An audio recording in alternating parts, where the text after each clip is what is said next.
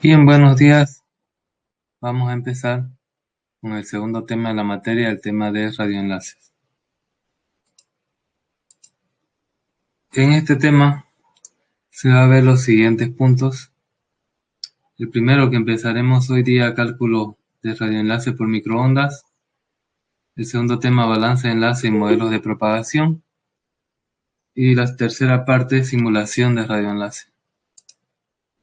Entonces, bueno, esos son los puntos que se cubrirá en este segundo tema. Entonces, ¿qué es lo que veremos en la primera parte? El cálculo de enlaces por microondas. Vamos a ver el esquema de un radioenlace, un esquema básico de un sistema de comunicación por onda de radio inalámbrico. Propagación de la onda de radio. ¿Cómo es que se propaga alguna teoría básica de propagación de onda de radio? Línea de vista. Cuando tenemos nosotros enlaces que trabajan en microondas, tiene que tener línea de vista despejada, es decir, se tiene que ver. Si ustedes tuvieran una visión de halcón, podría ver desde la punta de la antena emisora hasta la punta de la antena receptora, ¿no? Eso es línea de vista que está despejado para que viaje la onda. Luego tenemos la zona de Fresnel, que es una consideración adicional a la línea de vista, porque no siempre necesitamos tener el despeje total, ¿no? de la línea de vista. Entonces la zona de Fresnel nos da un rango para poder tener enlaces posibles. Luego tenemos la pérdida en el espacio libre, ¿no? Algunas pérdidas que pueda haber. Y la multitrayectoria, ¿no? Otro aspecto también que se da de multitrayecto. Bien, entonces continuamos. ¿Cuál es el esquema de un radioenlace? Primero hay que decir cuándo se crean los radioenlaces. El radioenlace se crea cuando las distancias entre emisor y receptor son muy grandes. Es decir, tenemos distancia de muchos kilómetros. O cablear suele ser muy caro. Entonces utilizamos un enlace de ondas de radio conocido como radioenlace. También existen otras razones, por ejemplo, movilidad, y se utiliza en estos casos la transmisión por onda de radio, que son los radioenlaces. Bien, entonces, ¿qué significa? Cuando es muy grande la distancia, a veces es más barato, muchas veces, tener un radioenlace. Cablear sale muy caro o es imposible. Por ejemplo, tenemos, eh, tenemos un río, y si bien tenemos una distancia de 100 metros, pero tenemos un río al medio, entonces no podemos cablear, ¿no? Ni por fibra, sería muy caro. O tenemos una montaña. Entonces, para esos casos, es preferible tener un radioenlace. También en cuestiones de movilidad. Por ejemplo, ustedes tienen su teléfono celular que realiza un radioenlace con una radiobase de comunicaciones móviles. Imagínense que cablear cada celular con la radiobase, ¿no? Que no hubiera las comunicaciones por microondas, entonces tendrían ustedes que tirar un cable por cada teléfono. Sería inmanejable eso, ¿no? Sería una chipazón enorme. Entonces, no nos permitiría la movilidad. Entonces, esas son las razones por las cuales tenemos los radioenlaces. Un radioenlace es la interconexión entre terminales fijos o móviles afectada por ondas de radio. Fíjense que si hablamos comunicación entre radiobase y celular, la radiobase es una estación fija y el celular es una estación móvil, pero que se comunican por ondas de radio. Ahora también tenemos nosotros comunicación radiobase a radiobase. Los dos son terminales fijas, pero la comunicación no es cableada, sino es por ondas de radio. Acá tenemos el esquema de un radioenlace. Tenemos acá un transmisor o generador y tenemos un receptor. El transmisor, ¿qué es lo que tiene?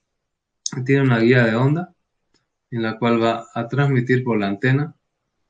Ya, este generador, por sus características, tiene una potencia generada, es decir, se genera en una determinada potencia, pero por sus características tiene una ganancia respecto a la antena isotrópica, la ganancia de transmisión. Entonces, esta potencia generada con esta ganancia genera una potencia transmitida mayor. Ya, tiene una determinada frecuencia de operación, este radioenlace, por este aire va a tener una determinada frecuencia, y obviamente su inversa, considerando la velocidad de la luz, también tiene una determinada longitud de onda. Mientras más grande es la frecuencia, más pequeña es la longitud de onda y el tamaño de las antenas. Si es que la frecuencia es muy pequeña, la longitud de onda será grande y las antenas serán grandes. Acá tenemos por otro lado el receptor. El receptor, ¿qué es lo que tiene? Tiene acá una antena que tiene una potencia recibida. También tiene una ganancia que aumenta esta potencia recibida y le llega finalmente al receptor, al equipo receptor, al PTT, al celular o no sé, al teléfono, le llega una potencia de sensibilidad. No se olviden que acá tiene que la potencia de sensibilidad nos lo da el fabricante y esta potencia recibida, ya después de que pasa por la ganancia y todo, tiene que ser mayor o igual a la sensibilidad. En el caso de fibra tenemos 10 dB, que puede ser mayor, y en el caso de radioenlace puede ser 20, ¿ya? Si no, puede haber una sobremodulación, y si es más chica, pues ya no se entiende, ¿no?, la señal. Acá tenemos un área equivalente a absorción, este AEQ, que es el área por donde le llega la onda y lo puede recibir hacia adentro del sistema receptor. Si es que se va más allá del área, no va a poder recibirle esa señal. Puede haber señal que vaya más allá. Entre ambos hay una distancia radial entre antenas, ¿no? Hay una distancia entre las dos antenas, R. Y entonces este es el esquema de un radioenlace. ¿Se entiende esta figura? Es un poco repetible en un sistema básico de comunicaciones, pero ahora aterrizando en lo que son enlaces por radio, por ondas de radio. Les dejo un minuto ahí que miren este esquema y si tienen preguntas lo ponen.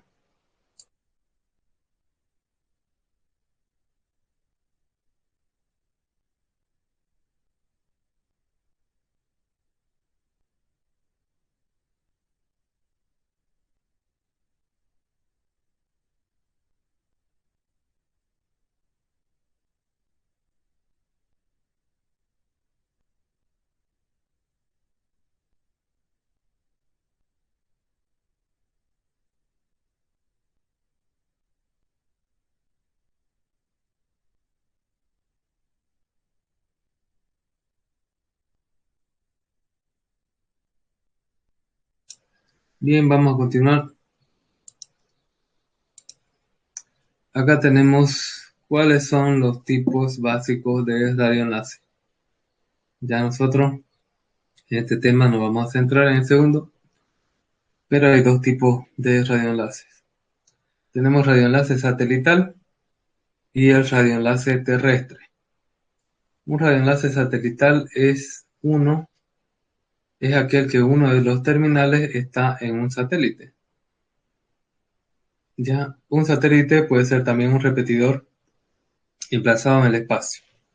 Es decir, un radioenlace satelital se considera cuando, digamos que acá en Tierra hay un equipo y acá se comunica con el satélite y entre los dos hacen un enlace punto a punto. Es un enlace satelital. Y también donde ambas estaciones son terrestres, pero hay un repetidor satelital. Esto se da, por ejemplo, en el caso de comunicaciones a una distancia bastante grande, como comunicaciones transcontinentales, que necesitamos comunicaciones inalámbricas como una red GPS, Galileo, GLONASS, entre otros, ¿no? Tenemos acá radioenlaces terrestres. Todos los terminales están en la Tierra, es decir, no hay ni un receptor en el espacio ni como repetidor. Todos están en la Tierra, inclusive los repetidores. Generalmente los radioenlaces se explotan entre los 2 y 50 GHz. Por eso son llamados radioenlaces de microondas. ¿Por qué? Si yo saco cuánto es la longitud de onda de 2 GHz, me va a salir un tamaño muy pequeñito, ¿no? Ya, entonces, y 50 GHz va a salir más pequeñito todavía. Por eso se llama microondas, son muy pequeñas. El modo de propagación de las microondas es por onda espacial, llamada también propagación por línea de vista. Ya, esta propagación se llama onda espacial, ¿ya? También se llama propagación por línea de vista.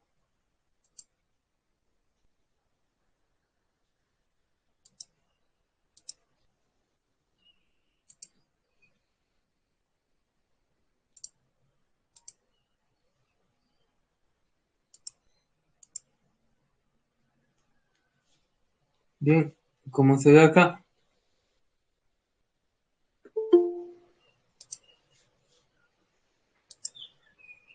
ya, como se ve acá, lo que le llaman microondas es por onda espacial, porque viaja por el espacio, se considera espacio, aunque en realidad está dentro de la atmósfera la mayoría del tiempo las ondas que nosotros conocemos y transmitimos. Se llama línea de vista porque para un enlace de gran distancia, tanto emisor como receptor se tienen que ver. En esta frecuencia se obtienen radiaciones altamente direccionales, apropiadas para enlaces punto a punto. Cuando nosotros tenemos frecuencias altas, como estos 2 a 50 GHz, la antena es muy pequeña, porque su longitud de onda es muy pequeña, por lo tanto es directiva. ¿Cómo hacemos para que llegue a mayor distancia? Hay dos formas. Aumentar potencia, pero eso está regulado por la legislación debido a problemas de salud y interferencia. Y la que se está utilizando es repetición masiva, ¿no? Lo que se llama MIMO masivo. Es decir, tener muchas antenas por todos lados para repetir frecuencias altas que tienen longitud de ondas pequeñas para llegar a mayor distancia, ¿no? ¿Qué es un radioenlace terrestre? Ya. Está en una frecuencia de microondas y tiene todos sus terminales en tierra. Aquí tenemos dos radiobases. Este puede ser, por ejemplo, un repetidor, porque fíjense, tiene dos antenas, una que apunta en una dirección y otra en la otra. Acá tenemos el que apunta el siguiente para esta dirección a la derecha. Todos los terminales están en la Tierra, no hay ninguno espacial. Por lo general, el trayecto que sigue una onda de radio se encuentra lleno de obstáculos, como montañas, árboles y edificios, además de estar afectado por la curvatura de la Tierra. Estos obstáculos perjudican el radioenlace. Entonces se hacen cálculos para ver hasta qué distancia se puede poner los diferentes radiobases sin que perjudique al radioenlace. Aparte, la curvatura de la Tierra afecta porque la Tierra no es plana. Entonces llega un momento que interfiere la línea de vista. Para construir un enlace se debe calcular cuánta potencia se necesita para cruzar una distancia dada y predecir cómo van a viajar las ondas a lo largo del camino. Entonces, para construir un radioenlace se debe calcular, acá me dice cuánta potencia se necesita para cruzar una distancia dada.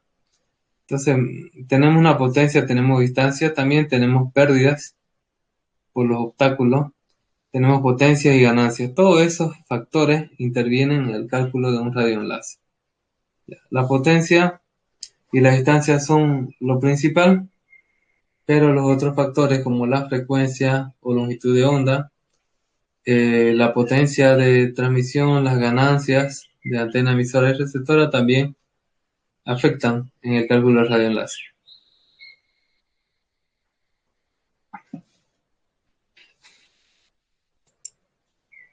Acá tenemos un software que después se va a ver más a profundidad un poco, se va a repetir esto. se llama Radio Mobile. Este software ya vayanlo instalando para de acá a 2 clases, lo vamos a ver. Radio Mobile es un software para simulación de radioenlaces. Muestra el perfil del trayecto entre el emisor y el receptor. Esto se puede simular mediante Radio Mobile, que usa modelos digitales de elevación del terreno o mapas digitales, ¿no? Aquí tenemos un mapa.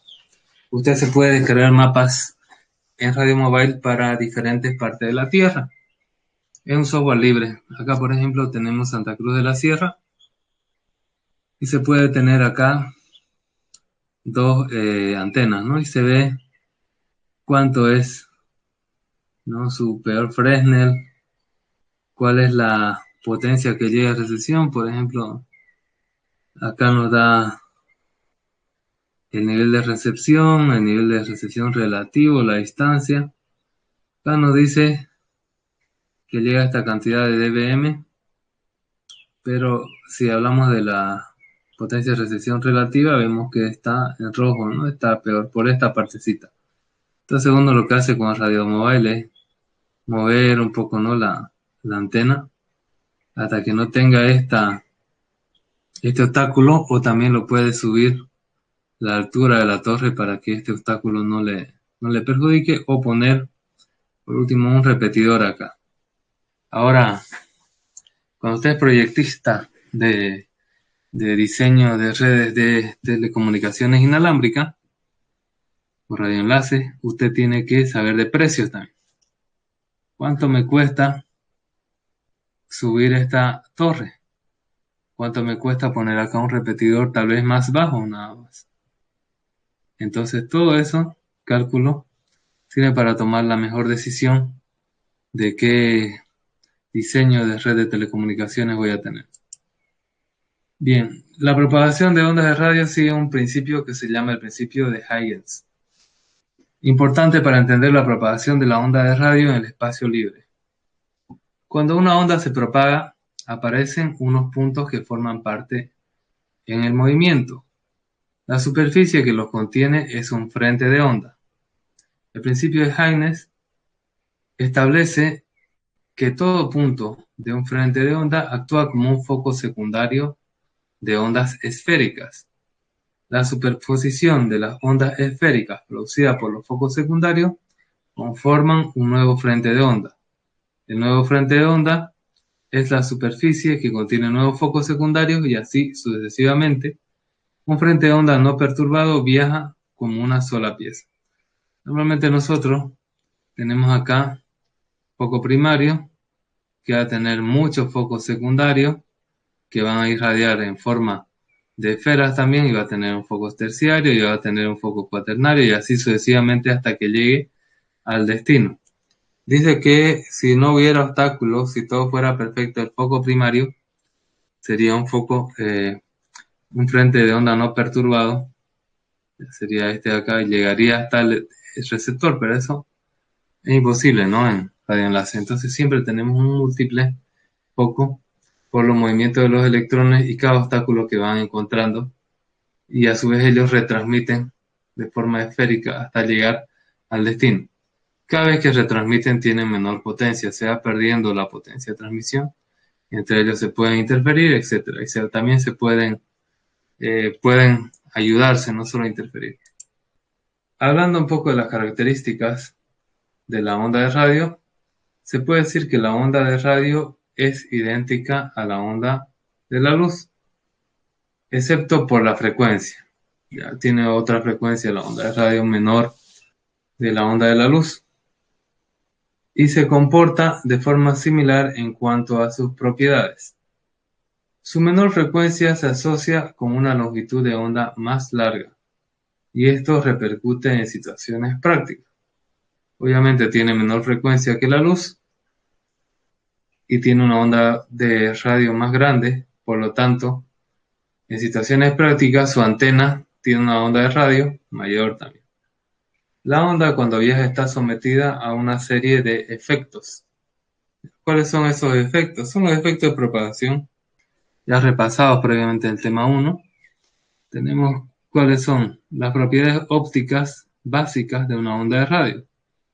La absorción. ¿Qué significa la absorción? Transfiere energía al medio cuando viaja, es decir, el medio absorbe parte de la señal. Reflexión. Se refleja en metales, superficie del agua y desde el suelo, con el mismo ángulo con el que se impacta la superficie. Entonces se produce en el camino reflexiones, ¿no? Con el mismo ángulo con el cual incide en el material que se va a reflejar. Refracción.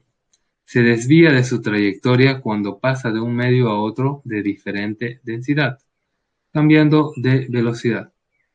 Es decir, refracción es una desviación de un medio a otro porque tiene diferente densidad. Por ejemplo, el aire, el agua, el vacío tienen diferentes densidades, por lo tanto la luz o una onda electromagnética se varían su ángulo de incidencia y ese concepto es la refracción, al pasar de un material a otro, a pasar de un elemento a otro. Difracción. Al incidir en un objeto, se esparce en todas direcciones, llenando la zona de sombra o entrando por un agujero. Difracción se da cuando tenemos una superficie tipo pico, ¿no? Una punta. Entonces, al llegar a esa punta, se va por todas las direcciones, se esparce por todas las direcciones, rebotando en diferentes ángulos. Aparte que esa punta va a ser irregular. Imagínense la cúspide de una montaña, por ejemplo. Entonces, puede rellenar zonas de sombra, como también pueden entrarse a agujeros donde van a rebotar hasta perderse, ¿no? Tenemos finalmente interferencia. Al interferirse con otra onda de la misma frecuencia, se puede amplificar o se puede anular. Normalmente se va a anular, dependiendo de la relación de fase o posición relativa a ellas.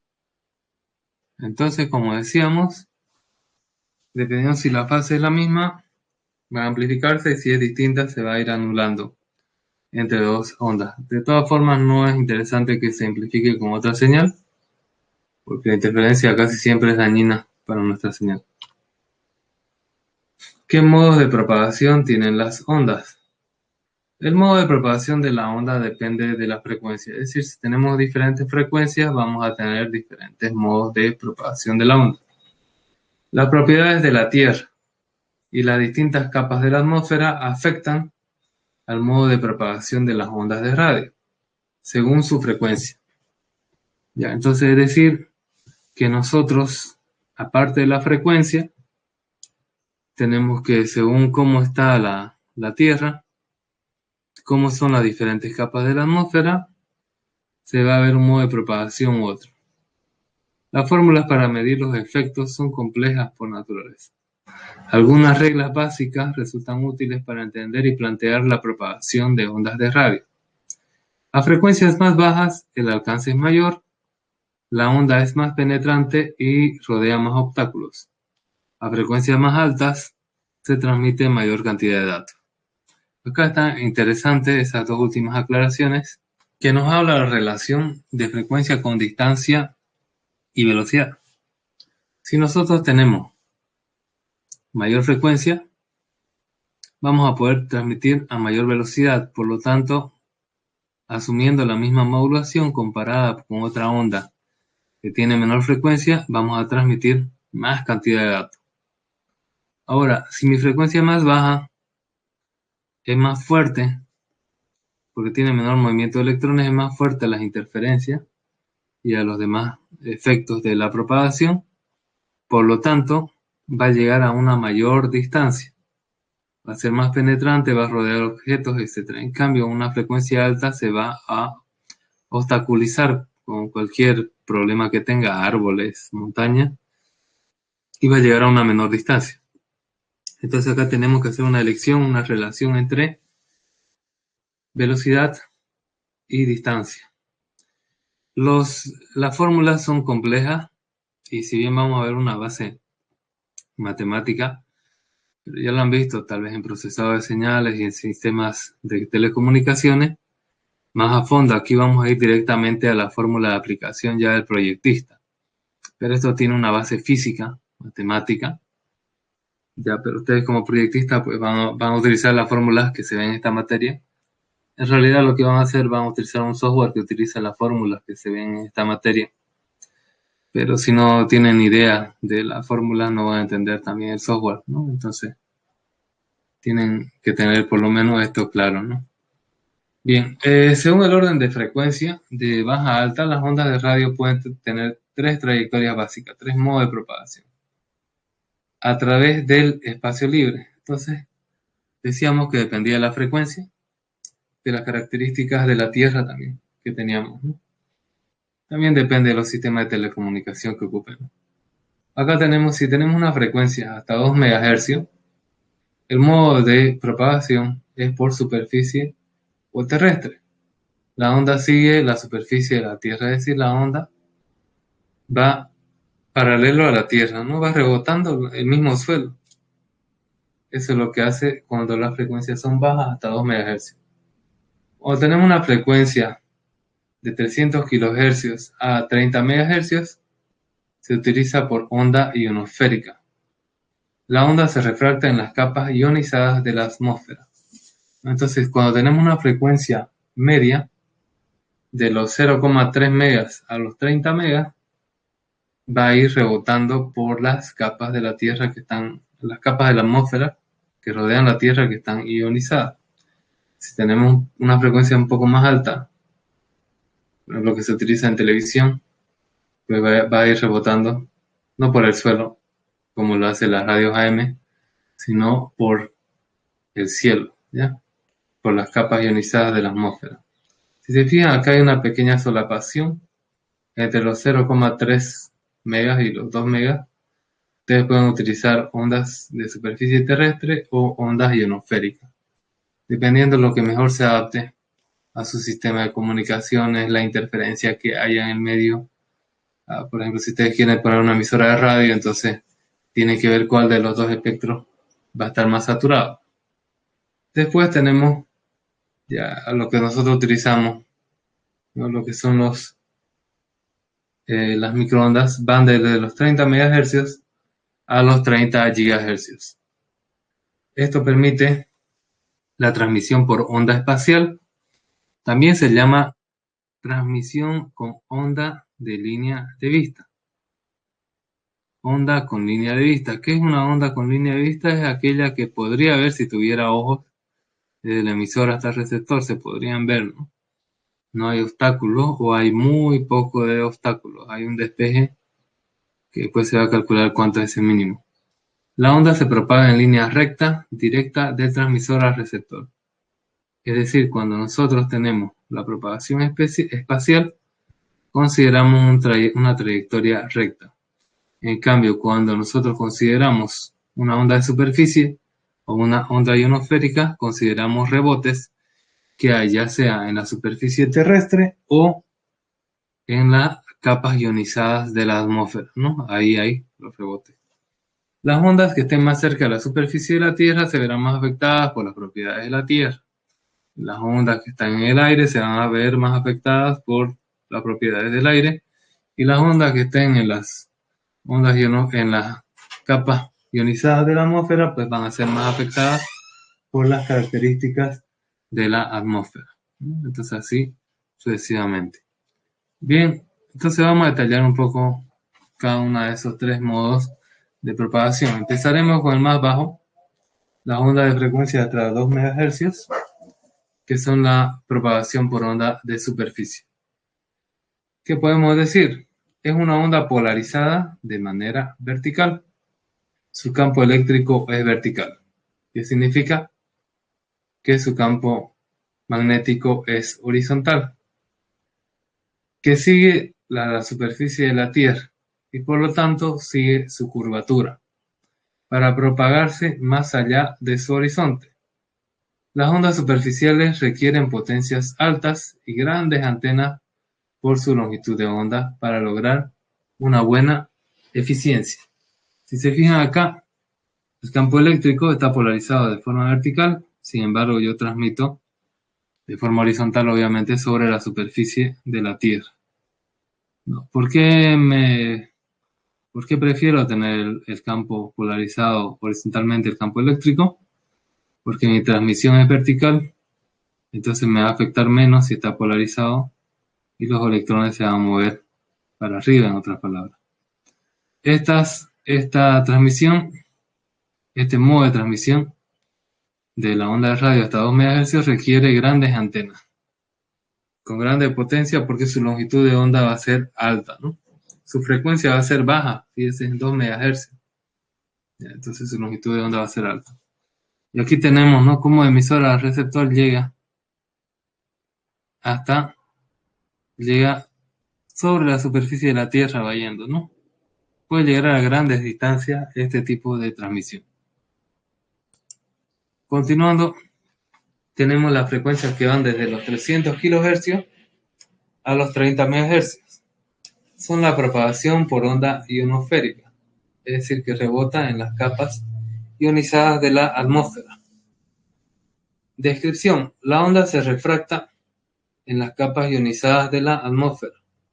Allí las moléculas del aire se ionizan por la radiación solar.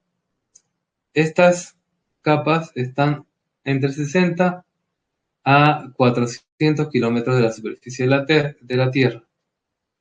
Requieren de potencias razonables, es decir, requieren potencias relativamente altas también.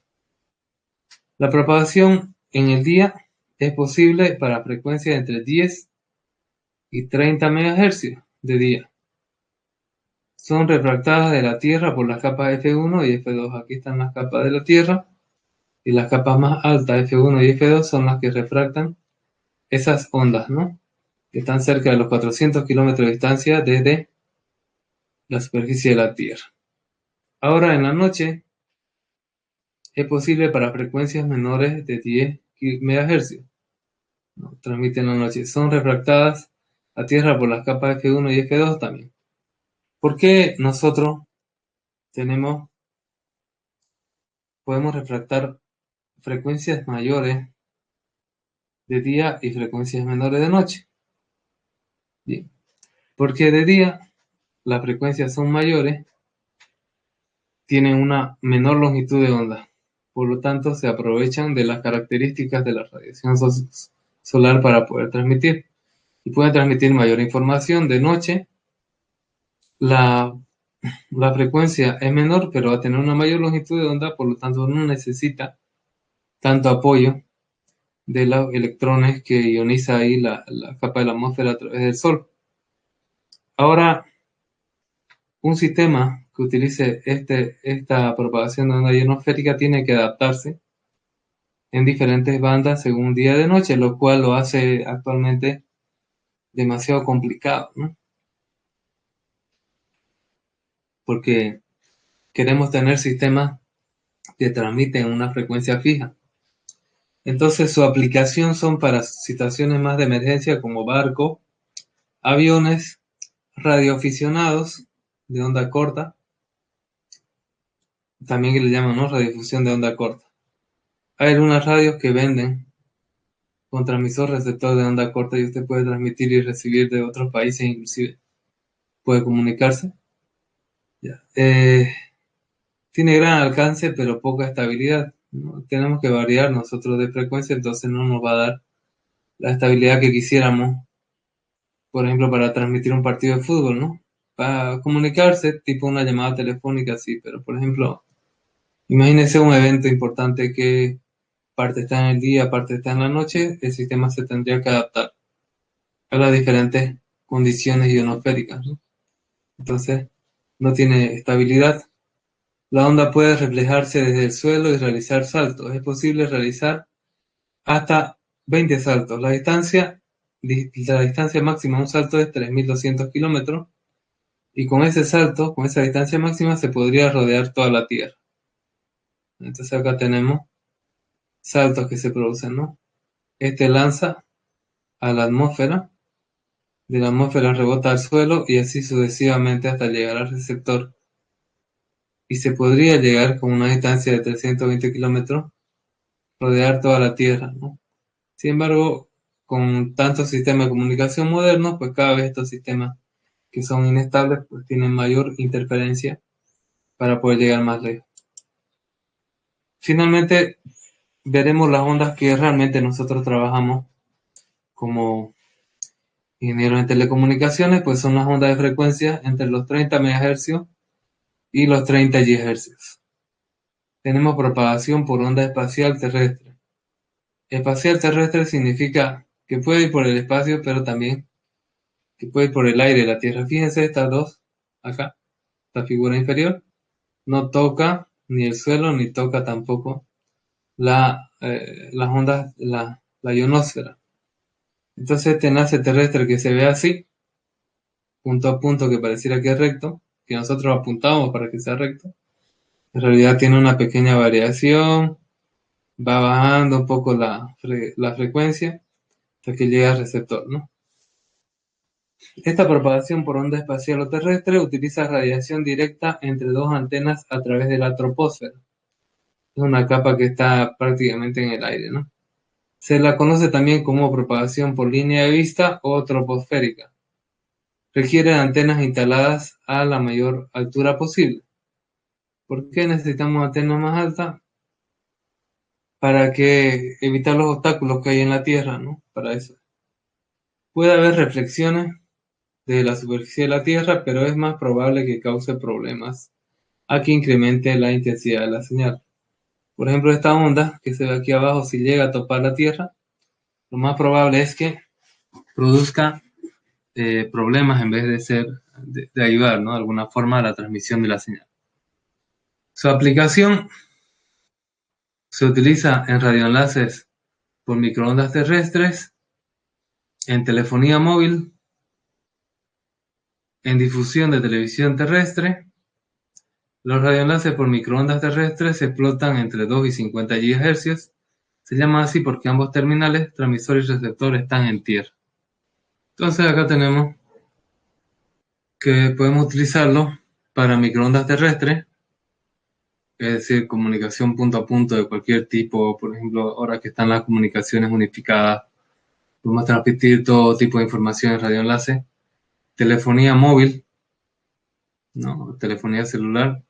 Normalmente las radiobases en las ciudades están conectadas por un enlace de fibra óptica, por un anillo de fibra, pero también tienen un backup de radioenlace que está por radiofrecuencia, es decir, por comunicación inalámbrica. Pero en el campo, la mayoría de los repetidores es inalámbrico, porque no está cableado por fibra. También tenemos difusión de televisión digital terrestre. También puede ayudarnos a la recepción de televisión. Los radioenlaces y microondas terrestres se explotan entre los 2 a 50 GHz. Por ejemplo, los enlaces Wi-Fi, WiMAX. Estamos hablando de ese rango de transmisión.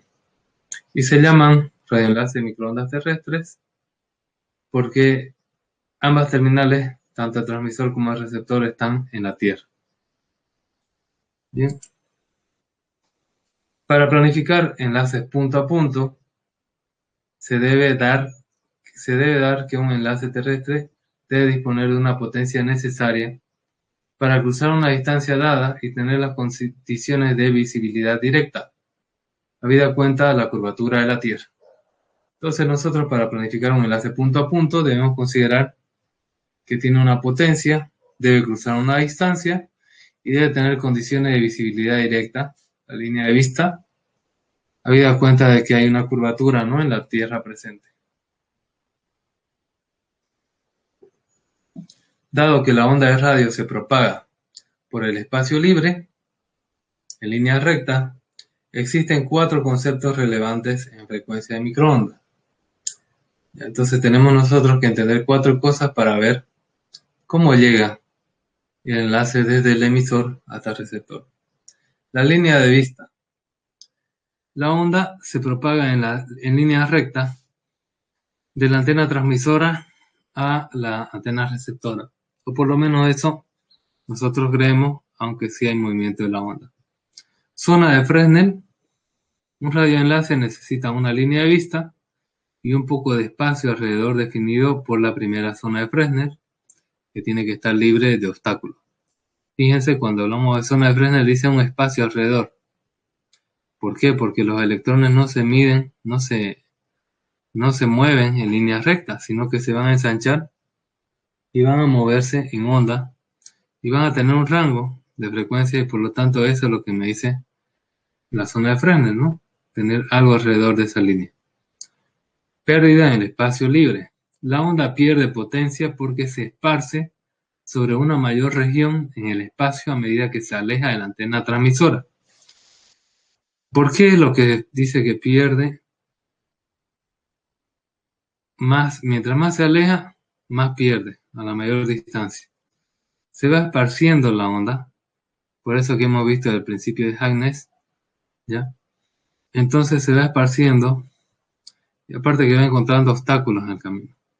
Eso es la pérdida en el espacio libre. Existe pérdida en el espacio libre solo por las características de la Tierra y de la frecuencia y el modo de transmisión, sin considerar equipo, sin considerar interferencias ni ruido, que también son otras pérdidas que hay.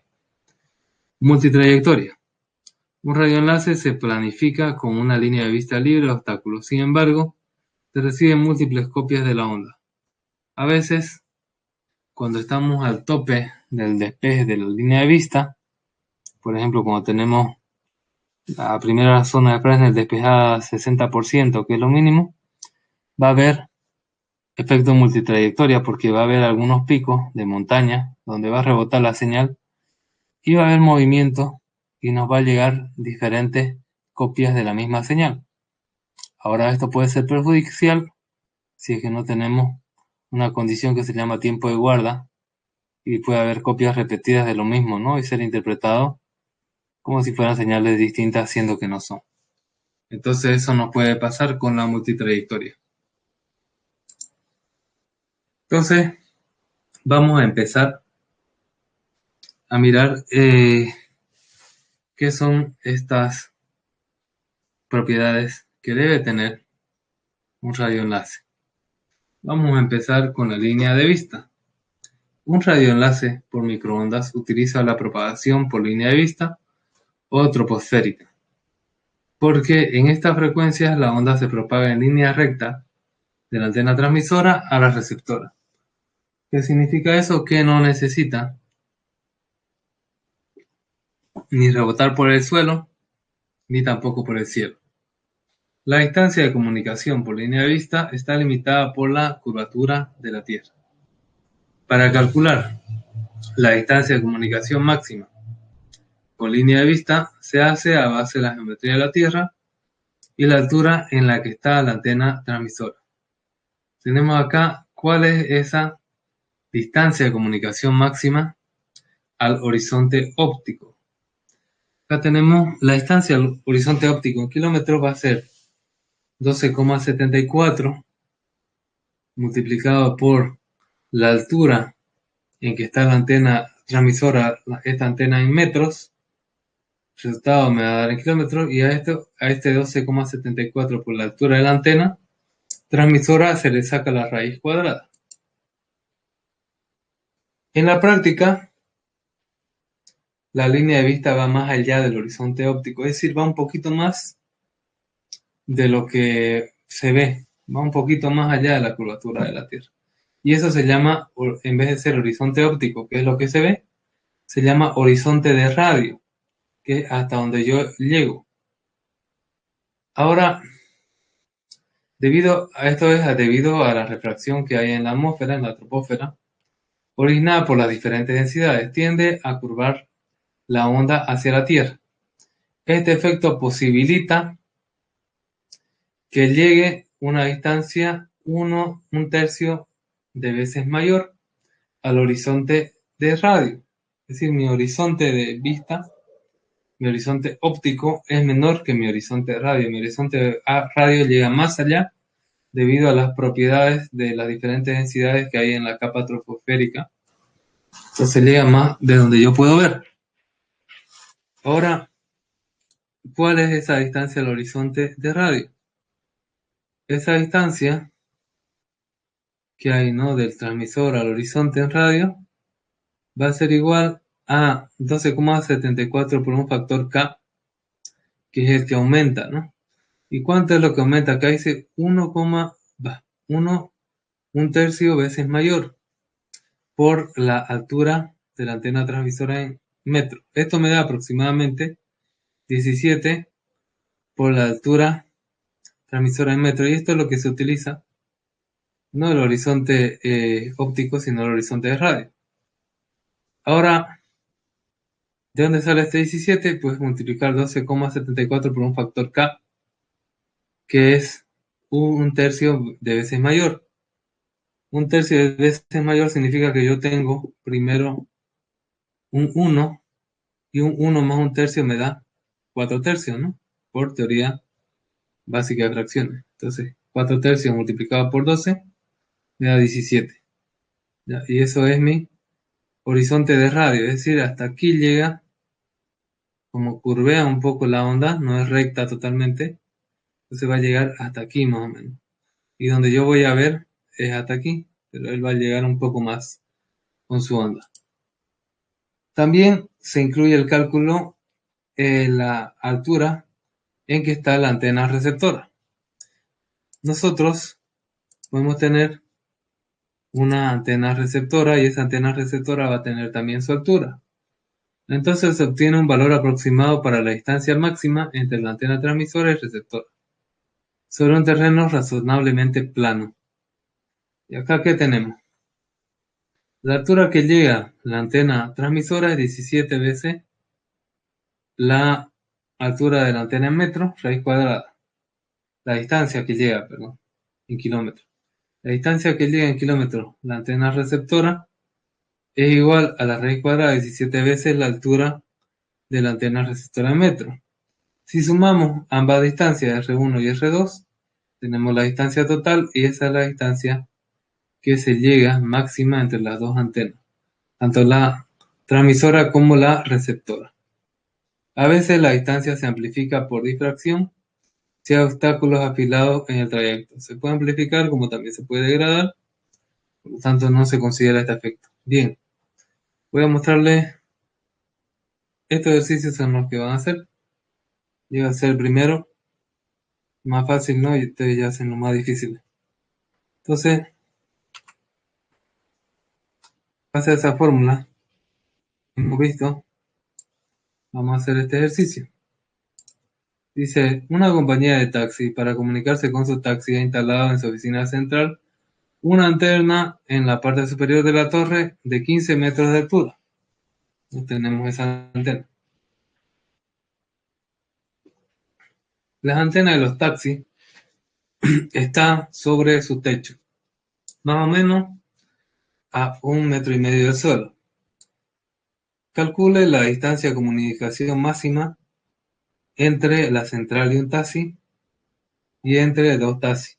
Entonces veamos esos cálculos. Entonces acá tenemos primero los datos. ¿Cuáles son mis datos, no? Tenemos acá la altura de la torre, que es igual a 15 metros. Vamos a poner torre. Y la altura del taxi, 1,5 metros. Inciso A, me pide la distancia entre torre y taxi, ¿no? Y inciso B, me pide la distancia entre taxi y taxi. Como es la distancia de dos elementos, vamos a utilizar la siguiente fórmula. Mi distancia total en kilómetros va a ser igual a raíz cuadrada de 17 veces la altura del primer elemento en metro más la raíz cuadrada de 17 veces el segundo elemento en metro. Entonces, bueno, eso es lo que yo necesito para hacer mis cálculos. Entonces, el inciso A de lo que va a ser mi distancia va a ser igual a raíz cuadrada de 17 por 15 más la raíz cuadrada de 17 por 1,5. Esto va a ser igual a 17 por 15, me sale 255. Y 17 por 1,5, supongo que va a salir 25,5. Entonces, ¿qué va a ser mi distancia? Igual. Saco raíz cuadrada de 255, me sale 15,97 más raíz cuadrada de 25,5, sale 5,05 aproximadamente. Sumando ambos valores, tengo que mi distancia máxima va a ser igual a, ya, aproximadamente me sale 21 kilómetros, ¿no? 21,02. La respuesta dice 21 kilómetros. Y ahí ya tengo el primer inciso realizado. Bien, el segundo sería similar, pero ahora taxi a taxi, es decir, que va a ser de 17 por 1,5 más 17 por 1,5 también, que va a ser igual a 25,5 más 25 raíz cuadrada de 25,5 también. Esto va a ser igual a 5,05 más 5,05, y esto me va a dar igual a R igual a 10 kilómetros aproximadamente. 10,1 saldría, ¿no? Pero también dice 10 kilómetros. Eso ya lo tengo resuelto, ¿no? Bien, el segundo factor que hay que considerar a la hora de calcular los radioenlaces es la zona de Fresnel, ¿no? Acá se ve zona de Fresnel. ¿Por qué? Porque no es suficiente con tener una línea de vista en un radioenlace. Un radioenlace necesita tener una línea de vista y un poco de espacio alrededor. Este espacio alrededor se define como la primera zona de Fresnel. Libre de obstáculos, esta aseveración está fundamentada en que la antena es el foco primario de una frente de onda que se expande, ¿no? Por el principio de Haynes. Haynes establece que cada punto de frente de onda genera una onda esférica. Las ondas de la misma frecuencia pueden interferirse. Esto es porque afecta a la obstrucción parcial. Si el frente de onda en expansión incide en una montaña, un árbol o un edificio, ocurre la difracción. Es decir, el punto incidente actúa como si fuera una segunda fuente de onda, generando una onda difractada, ¿no? Por una obstrucción parcial. ¿Qué significa una obstrucción parcial? Que es un punto, un pico de un edificio, de un árbol, de una montaña, que produce difracción, que no te tapa completamente la onda, pero sí parte de ella y por lo tanto se difracta y se va en onda en diferentes sentidos. Las ondas directas y difractadas se suman en el receptor, pero debido a la diferencia en la longitud de trayectoria de ambas, la interferencia puede darse. Acá tenemos una onda directa y una onda difractada por un árbol, por ejemplo. Entonces, La interferencia puede ser constructiva si ambas ondas están en fase, llegan juntas y más bien lo que va a hacer es aumentar la calidad de la señal. O puede ser destructiva si ambas ondas están fuera de fase, es decir, podrían cancelarse entre sí hasta cierto grado, produciendo el desvanecimiento de la señal, ¿no?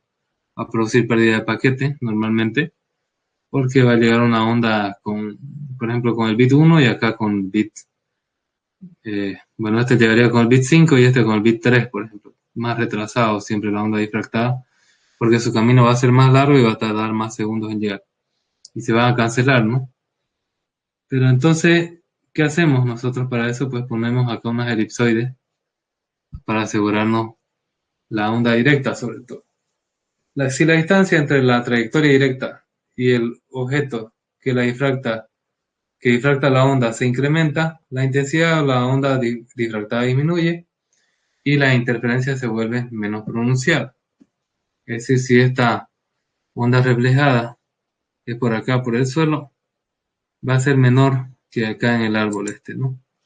Para analizar las interferencias debidas a obstrucciones, se utiliza el concepto de zonas de Fresnel, que son una familia de elipsoides de focos de las antenas. Acá tenemos, ¿no?, las dos antenas emisora y transmisora, emisora y receptora, las dos antenas, y estos elipsoides que hay alrededor de la línea de vista son la primera zona de Fresnel, que tiene la mitad de la longitud de onda. Después tenemos la segunda zona de Fresnel, ya que tiene la longitud de onda, y así sucesivamente. Ya va a haber tercera zona, cuarta. Nosotros nos centramos en la primera zona de Fresnel, que contiene el 50% de toda la señal. Esa es la que más nos interesa. Una onda que se refleja en la superficie del elipsoide recorrerá una distancia mayor de los múltiplos de longitud de onda medios y se desfasa en múltiplos de 180 grados. El valor del múltiplo determina la primera, la segunda, etcétera, zona de Fresnel, ¿no? Acá es mitad de zona de Fresnel, acá, mitad de la longitud de onda en la primera, en la segunda va a ser longitud de onda total, en la tercera, ¿cuánto sería? Sería 3 medios de la longitud de onda, en la cuarta sería 2 longitudes de onda, y así sucesivamente, ¿no? Múltiplos de longitud de onda medios. La primera zona de Fresnel. Existen muchas zonas de Fresnel, pero la que más interesa es la primera zona, porque contiene el 50% de la potencia de la onda.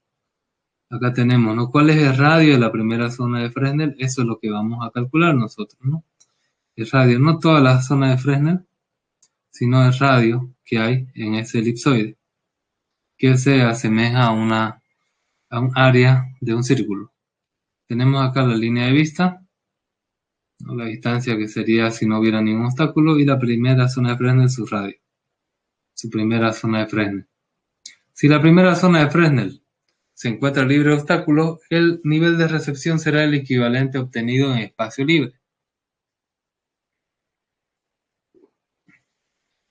¿Qué significa esto? Que si en la primera zona de Fresnel no hay ningún obstáculo, sería igual que si ustedes transmitieran en el espacio, ¿no?, o suspendido en el aire, emisor y transmisor. No importaría que hay árboles u otras casas porque no afectan la primera zona de Fresnel. Ya sería similar a lo que hubiera en espacio libre, pero no podemos nosotros despejar el 100% todas las veces. Cuando no es totalmente libre, en la práctica, para que el enlace de recepción sea equivalente al obtenido en el espacio libre, es suficiente con tener al menos libre del trayecto del 60% de la primera zona de Fresnel a lo largo de todo el trayecto.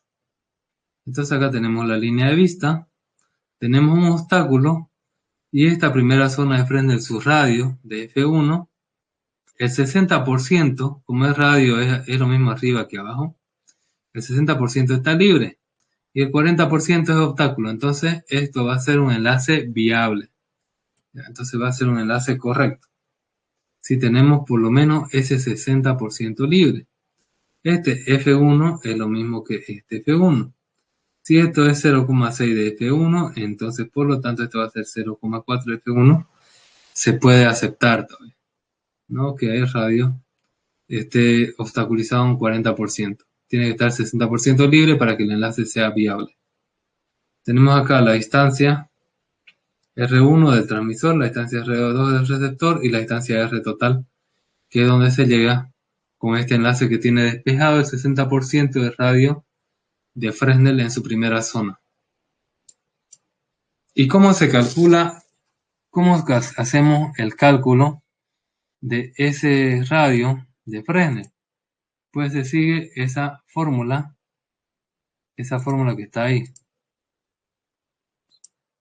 Bien, ¿qué nos dice la fórmula?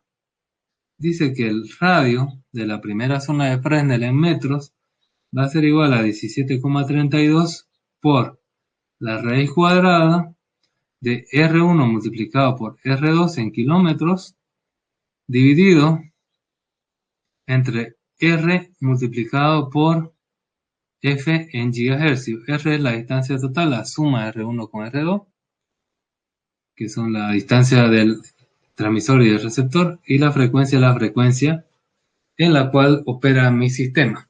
¿Ya? Entonces, en base a esto, también se va a hacer algunos cálculos. Bien, aquí tenemos los ejercicios para lo que son zona de Fresnel. Entonces, acá voy explicando qué es lo que está pidiendo. Tenemos que el ejercicio primero nos dice un radio de línea de vista que opera con frecuencia de 6 GHz tiene una separación de 40 kilómetros entre antenas. Un obstáculo en la trayectoria se sitúa a 10 kilómetros de la antena transmisora. Calcule el claro que debe existir entre la trayectoria y entre la trayectoria directa y el obstáculo. ¿Ya? Entonces, ¿qué espacio debe existir? Qué claro, ¿no? Bien, entonces vamos a ir a la pizarra para hacer este ejercicio. Bien, entonces, ¿qué nos dice como datos, no? Nos dice, un radioenlace en línea de vista opera a una frecuencia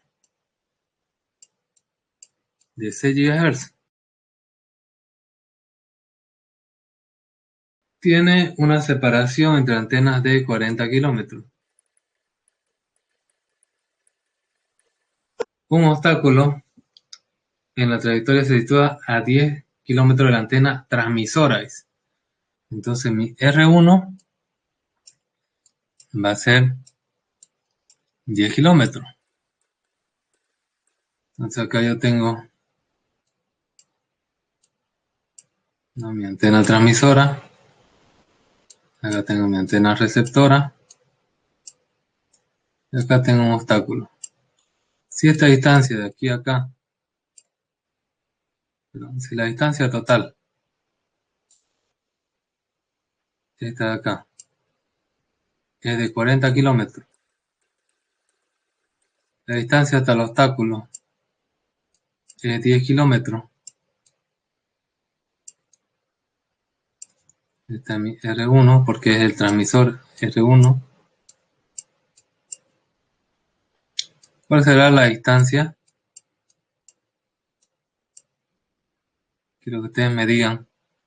¿Cuál será la distancia R2 del receptor al obstáculo? ¿Cuánto va a ser? A ver, ¿cuánto creen que va a ser? Muy bien, 30 kilómetros. Porque es la suma, ¿no? Entonces este va a ser R2, 30 kilómetros. Eso me dice los datos. O sea que yo puedo tener que R2 es de 30 kilómetros. Entonces lo que me pide es el claro. El claro, para hallar el claro, primero yo tengo que hallar, o lo mínimo necesario para que el enlace sea viable, primero tengo que hallar F1. F1 va a ser el 100% de despeje del radio de la primera zona de Fresnel. En realidad yo necesito el 60% de F1, que es 0,6 F1, ¿no? Eso es lo que yo necesito saber. Bien. Entonces, ¿cómo yo lo obtengo? Lo obtengo con la fórmula que está aquí, ¿no? Me dice que Fresnel 1 en metro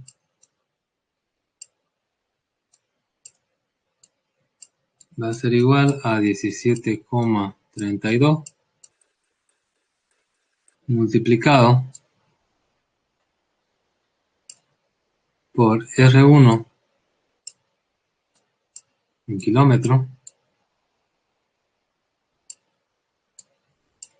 por R2 también en kilómetro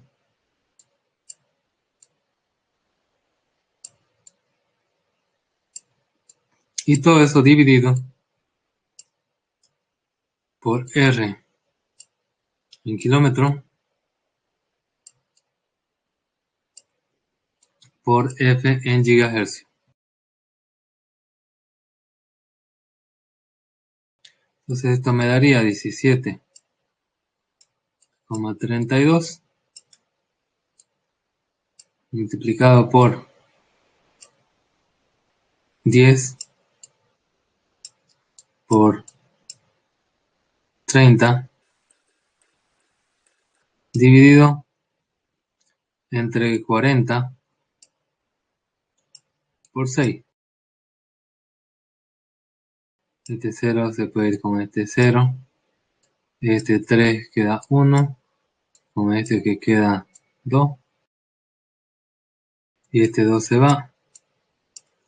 Y este quedan 5, ¿no? Entonces, F1 en metro me va a dar que va a ser igual a raíz 17,32 multiplicado por la raíz cuadrada de 5 cuartos. 5 cuartos es 1,25. Va a ser igual a 17,32 multiplicado por la raíz cuadrada de 5 cuartos, que es 1,25. Su raíz cuadrada es 1,12. Por lo tanto,